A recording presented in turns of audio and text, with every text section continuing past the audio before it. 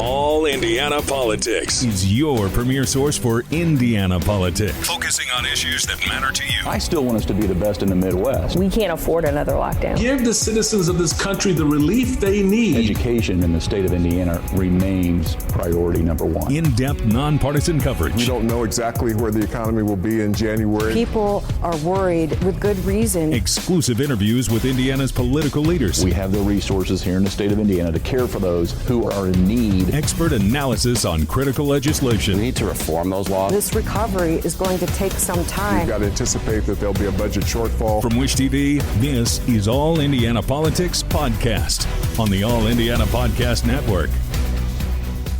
Good morning, everyone. Welcome to another edition of All Indiana Politics. As we take today to focus on violent crime here in Indianapolis, Mayor Joe Hogsett laid out his new plan this week. $150 million from the Biden American Rescue Plan to be spent over 3 years. The money will go for public safety upgrades, hiring 100 new IMPD officers, and expanded group violence intervention programs. Now the mayor is defending his plan one-on-one with News 8's Alexis Rogers.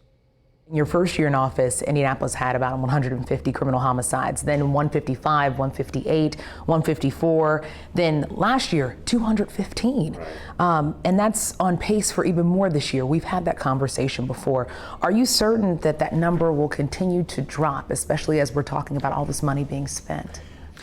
Well, certainly the $150 million 3-year commitment that we're making to public safety, I am confident will reverse those numbers. And the reason I have confidence and the reason why I want your viewers to have confidence is the numbers that you just identified, which were accurate, which showed a decidedly lower number of gun violence or of homicides in those years, 2016 to 2019.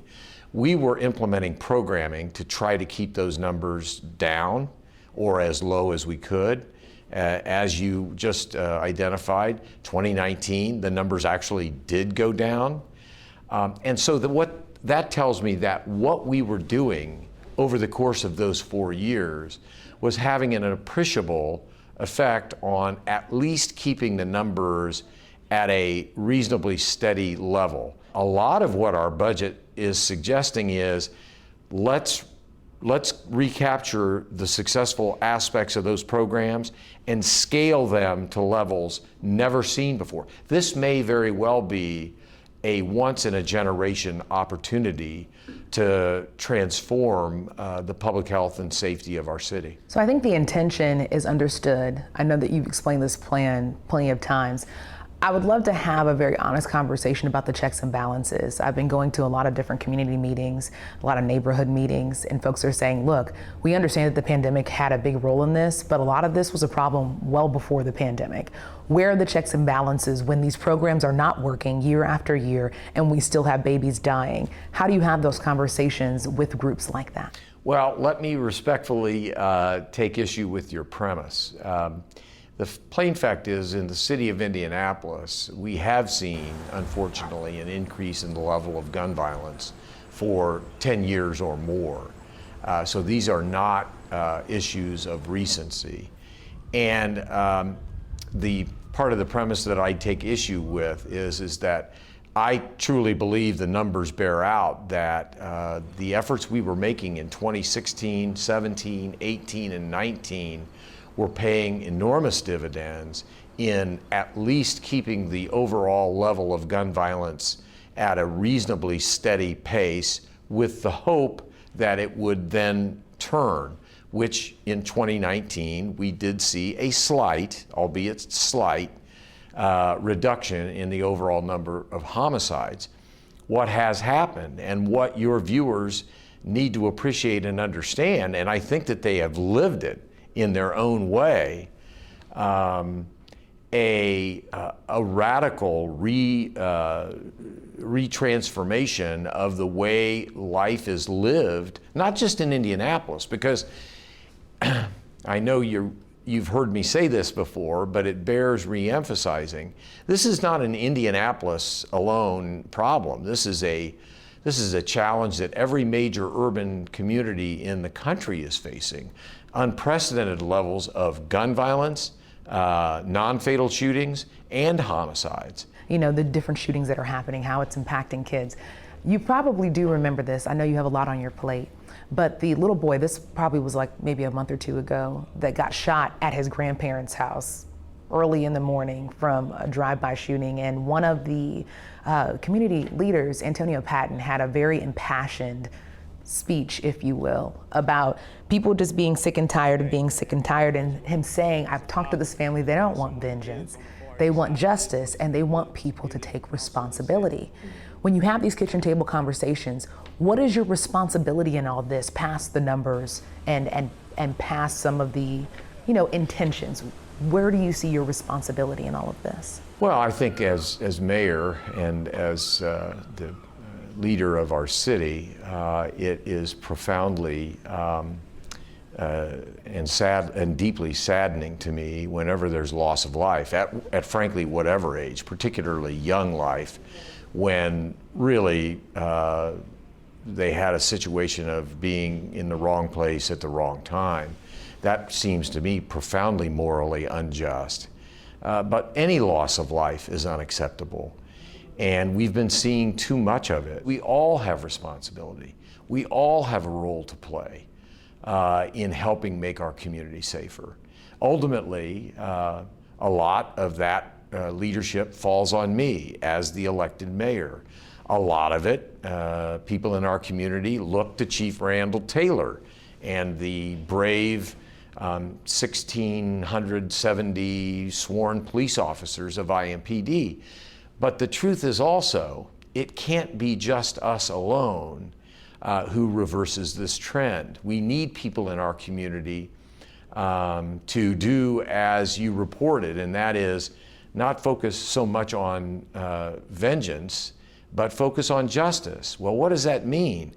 That means people willing to stand up in our community and tell us what they know, tell us what they've seen, tell us what they've heard. It's that kind of collective community effort that I think will go a long way toward bringing to justice those who choose to use firearms in ways that are completely unacceptable.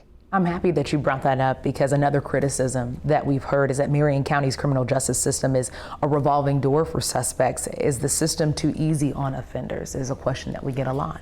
Yeah, and my answer to that is we work very closely with the Marion County courts system. We work closely with the Marion County prosecutor's office, and we provide whatever assistance that they deem that the administration could and should participate in providing. But at the end of the day, I really don't run the court systems. That's done by the judges. I don't make the decisions regarding bail and release and the like. And so we try to provide whatever support they want. When it comes to donating money to groups that use it to bail offenders out of the Marion County Jail, is that the right use of taxpayer dollars? Yeah, I think that the amount of money that we do allocate for neighborhood-based criminal prevention efforts is warranted. So those decisions are made by the CICF, not made by the mayor's office. And by the way, I'm not here to throw CICF under the bus. I mean, it's just that they are the ones who make those decisions. We provide the money, and it's just not my opinion that the way to remedy some of these tragic mistakes is to cut and penalize neighborhood groups that otherwise might be doing a wonderful job of preventing crime in their neighborhood. All right, coming up, Mayor Joe Hogsett talks the city's response to the downtown riots and the persistent rumors that IMPD officers were ordered to stand down.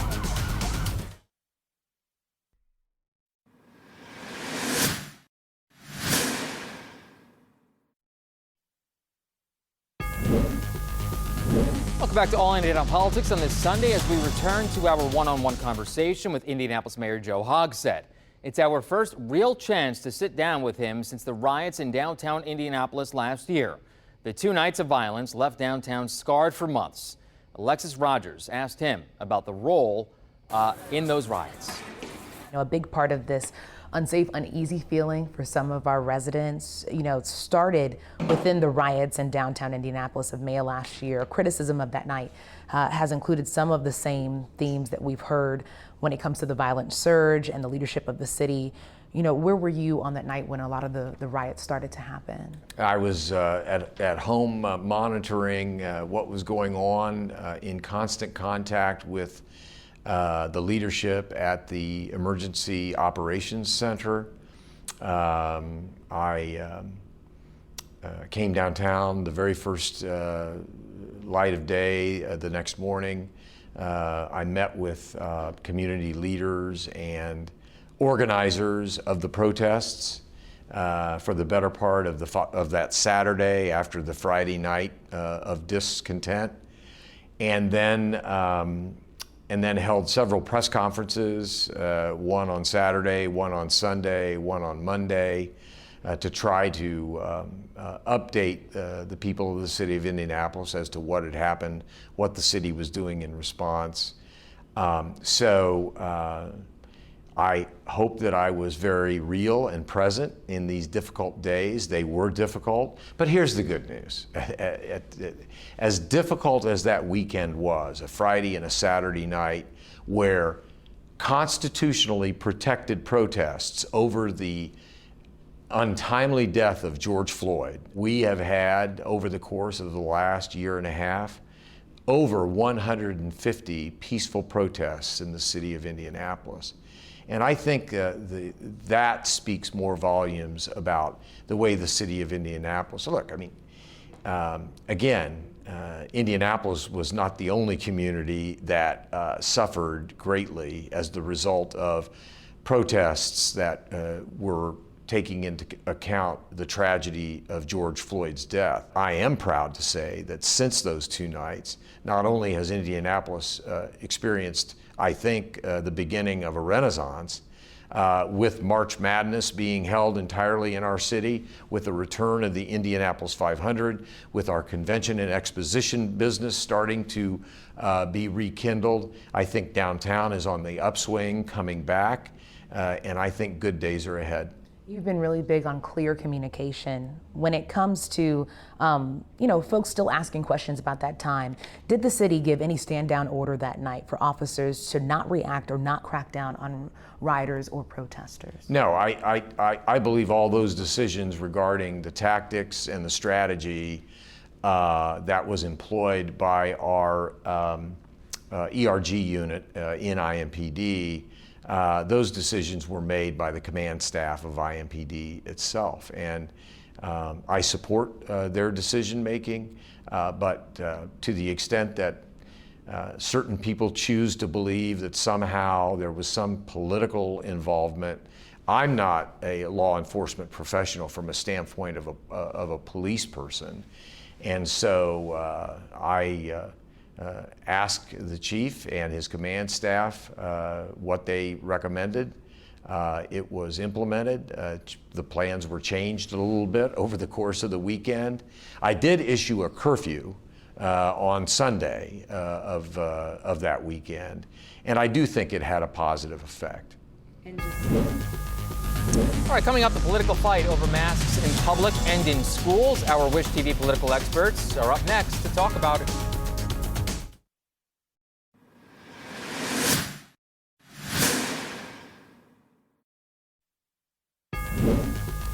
Welcome back to All Indiana Politics as we welcome back Republican Jennifer Hallowell and Democrat Brian Gaddy. Good to see you both. Let's start with the infrastructure bill, guys, that passed the Senate this week. Senator Todd Young voted against it after originally announcing his endorsement for the framework of the plan. Jennifer, I'll start with you, being that you're the Republican on this panel. How is this not a flip-flop? Well, because he's been consistent from the very beginning that he was concerned about how it was going to be funded, and he wanted to make sure that it could be fully funded. He said that at the very outset. And then, look, I mean, he wanted to get to a place to be supportive and was a good faith negotiator along the process. But then when the Congressional Budget Office came out with the score and the price tag of $250 billion being added to the deficit, it's clearly not funded, and he was not in a position to be able to support it.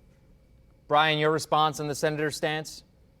Well, Senator Young didn't seem to have any problem with supporting the Donald Trump tax cuts, which blew a hole in the deficit and added trillions to our national debt. Not to mention that his minority leader, Senator McConnell, along with 17 other Republicans, supported the infrastructure package. So that's the second time in a row he hasn't voted with Hoosiers. He voted against the American Rescue Plan. He voted against actually the $1,400 stimulus checks, and now he's voted against this. So obviously he's standing with his donors. He's not standing with Hoosiers. So Brian, does this give Democrats, in your opinion, any hope at all for a Senate run in 2022? I think it does. I mean, Senator Young is not standing with working class Hoosiers. He's not standing with middle class Hoosiers. He's standing with his donors. And he's listening to the Washington establishment of the Republican Party. He's not listening to Hoosiers. And I think that makes him vulnerable. Like I said, he voted against the American Job Rescue Plan. He voted against the $1,400 stimulus checks. And now he's voted against the infrastructure plan. This is a once in a generation opportunity to improve the infrastructure of the great state of Indiana. And Senator Young has voted against it. So yes, he's definitely vulnerable. And I think he can be defeated because of it. Jennifer, your response on that? Is he vulnerable? No, I don't think he is. I mean, I think he's been an incredible leader in the Senate. And I think what Brian's talking about is Democrats, not Hoosiers. The majority of Hoosiers care about the debt that we are leaving to future generations. They care about spending plans being accounted for. And again, back to my point, I think Senator Young would love to be in a place where we could fund some of the items of this if they're fully funded. But that's not what this ended up being. Yeah, I mean, we don't even have a candidate yet, Brian, to her point. Are we going to have any news on that anytime soon? I think we will. I think there are Democrats that are looking at running for the U.S. Senate on our side. But the fact is, getting back to Senator Young, he voted against the infrastructure package. And he knows how that would be able to benefit the great state of Indiana, Hoosiers. And the problem with Republicans is they always seem to worry about deficit spending and the debt when there's a Democrat in the White House. But when they're in the White House, they don't seem to have that problem. Profligate spending, spending out of control, that seems not to be a problem. And then also voting for tax cuts for millionaires and billionaires. That also adds to our debt. So it only seems to be a problem when there's a Democrat in the White House. Right. To Brian's point, Jennifer, I mean, a lot of money has been spent over the past 5 years now, including during the Trump administration. Sure. And I mean, and part of that, which also received some Democrat support, is because we needed to kickstart the economy, which we did. And we had a booming economy during the Trump administration. So, I mean, I think that, again, all of this is consistent. And if Democrats thought that Senator Young was so vulnerable, you think that they would have a strong candidate out there who's put some sort of a campaign together by now, but they haven't. I want to move on here because we only have about 2 minutes left. Let's move on to talk about COVID-19 because states around the country beginning to mandate masks again, specifically when we're talking about schools. I'll leave the Florida and Texas conversation out of this one and bring it back to Indiana. Is Governor Eric Holcomb making a mistake by not issuing a new mask mandate here in Indiana? Jennifer. No, I think he's doing exactly what he should be doing. Look, we now have a lot more information than we had a year ago, and we're operating on that. Number one, we have a vaccine. So for anyone who is concerned, they can get vaccinated. It is available. It is all over the state. It is free. It is easy to get. And so that's the number one way to protect yourself. Hoosiers now have the right and the ability to do that at any given moment. Other decisions, I think, need to be left up to local entities and individual organizations to decide for themselves what they want to do with regard to masks. People have the choice, again, to be vaccinated and to wear a mask and make that choice. It's an individual responsibility and a choice that they can make. Less than a minute left. Brian, I'll get your response on this. Is the governor making a mistake? Well, really what we need is for the governor, along with other Republicans, to be consistent when it comes to pushing for Hoosiers to get vaccinated. And we're not hearing a consistent message from Republicans. We've got Republican politicians. We've got Republican politicians that are not actually telling people they've been vaccinated, like Congressman Jim Banks, for example. When reporters ask him, have you been vaccinated? He won't even tell anybody. Oh, I'm not going to comment on that. Well, the problem with Republicans is they're actually saying, well, I don't know, leave it up to, for you to decide. Well, we Democrats believe in freedom, but you got to have freedom with responsibility. And we're all in this together as Hoosiers and as Americans. And we need for the Republican leadership to be consistent with pushing for Hoosiers to be vaccinated. Our vaccination rate is like 50%. It's a conversation that keeps on going, guys. That's not very good. All right. Let's leave it there. Brian, Jennifer, always good to see you. Thank you for joining us. We'll be right back. Thank you.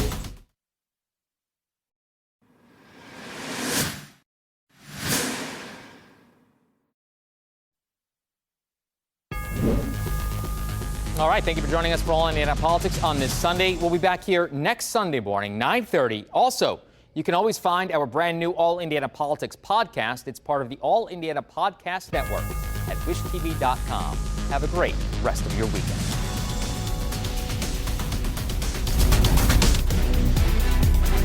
From Wish TV, this is All Indiana Politics Podcast on the All Indiana Podcast Network.